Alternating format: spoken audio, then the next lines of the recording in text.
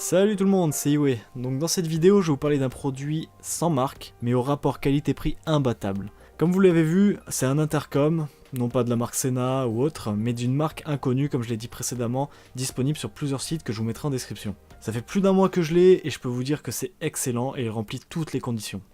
Alors, cet intercom, en fait, tout simplement, niveau rapport qualité-prix, il est imbattable. Tout simplement parce qu'il coûte entre 30 et 50 euros. Il n'y a pas forcément de marque dessus, parce qu'on le trouve sur Banggood, vous savez, les sites chinois, comme AliExpress, tout ça, mais on le trouve aussi sur Amazon un peu plus cher, comme vous voyez derrière moi, je vous mettrai tous les liens dans la description. Le mien, je l'ai acheté sur Banggood à 30 balles, et ça fait un mois que je l'utilise, et franchement, je suis vraiment content de la qualité, vraiment pour ce prix-là, parce qu'il faut savoir que les Sena et tout ça, ça coûte entre 150 et 200 balles. Mais au niveau des fonctionnalités, par exemple, vous voyez la boîte là, toc. Donc il y a tout ce qu'il peut faire, hein. On peut répondre à des appels, on peut écouter de la musique, on peut se connecter avec d'autres gens qui ont le même intercom, jusqu'à 3 je crois, un truc comme ça. Il est soi-disant étanche par temps de pluie, mais je vous expliquerai pourquoi après, je pense pas qu'il le soit vraiment. Enfin, il y a vraiment tout qui fait que c'est un intercom comme les autres, et c'est franchement une bonne nouvelle, quoi, parce que au vu du prix, c'est la folie. Au niveau du bundle, on retrouve les petits câbles micro jack vers jack pour les téléphones et pour le connecter directement si on n'a plus de batterie avec l'intercom.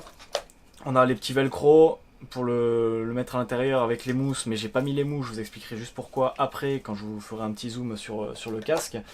Et on a la qualité franchement du micro et de l'écoute qui est pas excellente, à part au niveau du micro qui c'est vraiment bon parce qu'on n'entend pas le bruit du vent, on n'entend pas le bruit du moteur, on entend vraiment que la voix, c'est extrêmement clair. Et au niveau du son, ça reste correct, c'est pas fou, mais pour un intercom à 30 balles, les amis, franchement, je pense que vous n'avez pas à vous plaindre, il n'y a pas trop de basse, mais clairement, au niveau du son, ça fait l'affaire. Du coup, les amis, non voilà, c'est un petit close-up de l'intercom, vous voyez qu'il est vraiment tout petit, hein, ça fait la taille d'un doigt. Et au niveau des fonctionnalités, du coup, je voulais en venir ici, il est très simple, il y a 4 boutons, donc un là, 2 ici pour le volume et passer les musiques, et le bouton de marche arrêt. Donc pour l'allumer, il suffit de simplement appuyer 4 à 5 secondes, vous allez voir la petite LED qui va s'allumer, il y a un petit bruit à l'intérieur du casque que vous n'avez sûrement pas entendu. Et là, il faut juste l'appareiller comme un appareil Bluetooth via son téléphone, c'est hyper facile. Du coup, on a les boutons volume qui servent à passer les musiques avec une petite pression, et quand on reste appuyé, ça augmente le volume et ça baisse le volume. Donc ce bouton là, il sert simplement à répondre à un appel.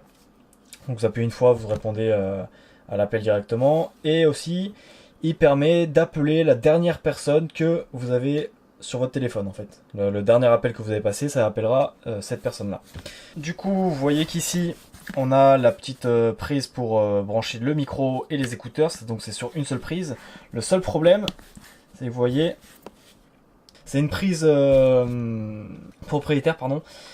Il n'y a aucun moyen de le brancher en micro USB ou en truc comme ça, et c'est bien dommage. Et aussi, c'est le seul endroit où on peut brancher pour recharger l'intercom, donc c'est ici. On peut le recharger qu'ici, donc ça veut dire qu'il faut à chaque fois enlever la prise des écouteurs, brancher l'autre et le remettre à chaque fois. Donc niveau usure, ça va être... on risque de l'abîmer très fortement au fur et à mesure qu'on le charge tout simplement. Il y a l'étanchéité qui, je pense, est assez à revoir à cause de ce petit truc là. Vous voyez, je vous ai montré tout à l'heure la prise jack qu'on pouvait brancher directement à son téléphone. Et bien ce petit truc là, il s'enlève H24 quand on roule. C'est vraiment chiant. Parce que déjà c'est chiant à remettre. Ça tient pas bien. Et je pense que si ça prend la flotte là, ça va mouiller tout l'intercom. Et c'est pas folichon. Le deuxième point négatif que je lui donnerais, c'est que ces petits boutons là de volume pour changer de musique et augmenter et baisser le volume sont très chiants à moto, parce qu'avec les gants on a vraiment du mal à toucher les boutons, à savoir sur lequel on est déjà, et il faut rester appuyé. Donc il faut rester appuyé environ 3-4 secondes pour pouvoir baisser le volume ou augmenter le volume. Et le dernier point négatif pour moi, c'est la taille des écouteurs. Donc comme je vous l'ai dit tout à l'heure, j'ai pas mis donc le velcro. Normalement là-dedans, c'est là où on met donc l'écouteur, on le met là-dedans, pour protéger un petit peu et avoir une espèce de mousse pour éviter d'avoir directement l'oreille en contact avec l'écouteur. Le problème c'est que je peux pas vous le montrer là, mais les écouteurs sont assez gros. Ils sont pas tout plats comme sur des Sena, etc. Ils sont vraiment assez épais. Et à foutre dans un casque, c'est extrêmement compliqué. Surtout au niveau du confort, parce que ça pèse sur l'oreille, ça fait assez mal, ça se place mal. J'ai vraiment galéré à régler en fait tout simplement les écouteurs dans le casque pour pas que ça me fasse mal, pour que j'entende bien et en même temps que ça soit assez confortable sur une longue durée quoi. Parce que faire des balades avec un casque qui te fait mal aux oreilles, je peux vous dire que c'est pas du tout confortable. Et c'est vraiment le gros point négatif, je pense, de cette intercom. Donc si vous avez un casque qui serre, oubliez cette intercom, ça passera pas du tout. Au niveau des points négatifs, c'était vraiment la seule chose, je pense, que j'ai à en dire. Mais je vais vous parler maintenant des points positifs, parce qu'il y en a vraiment pas mal. Donc il y a l'étanchéité, si on oublie le fait de ce petit désagrément en dessous avec la prise jack. C'est assez ergonomique parce que au niveau il y a 4 boutons quoi, c'est vraiment simple, t'appuies ça appelle, t'appuies ça répond, tu montes, tu descends, enfin c'est vraiment simple comme bonjour et je pense que pour un intercom c'est vraiment ce qu'il faut. Au niveau de l'autonomie, on est entre 4 à 5 heures d'autonomie, ce qui est vraiment bien. Je pense qu'il y a très peu de gens qui font des balades de 5 heures voire plus. Et ça se recharge en environ 1 heure, 1 heure et demie. Vous voyez, un petit chargeur classique en USB.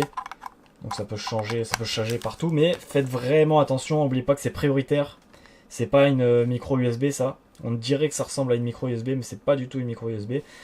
Donc faites attention au câble. Je pense que ça se rachète derrière, mais ça serait con de perdre et de devoir racheter un câble pour recharger ça. Le son, comme je vous l'ai dit tout à l'heure en début de vidéo, il est vraiment bon pour un truc à 30 balles. J'étais vraiment étonné d'ailleurs d'avoir une qualité sonore, que ce soit au niveau des écouteurs ou au niveau du micro. Donc le micro qui est juste là. Ah, vous voyez, c'est ça un peu en mode blédard, mais voilà. J'espère que ça durera, enfin ça tiendra sur la durée. Il est assez bien fini, c'est assez propre hein, quand même comme un intercom, enfin pour un intercom à 30 balles. Bon écoutez, voilà les amis, j'espère que cette vidéo vous aura plu et vous aura aidé surtout à choisir ce petit intercom qui est vraiment pas cher du tout. Je vous répète, un 30 à 50 € en fonction du site où vous l'achetez. Je vous mets les liens dans la description. Et puis, écoutez, ça fait le taf, hein, tout simplement. N'oubliez pas, ceux qui ont une grosse tête et qui sont serrés dans leur casque, passez-le. Faut vraiment passer cet intercom, ça passera pas du tout.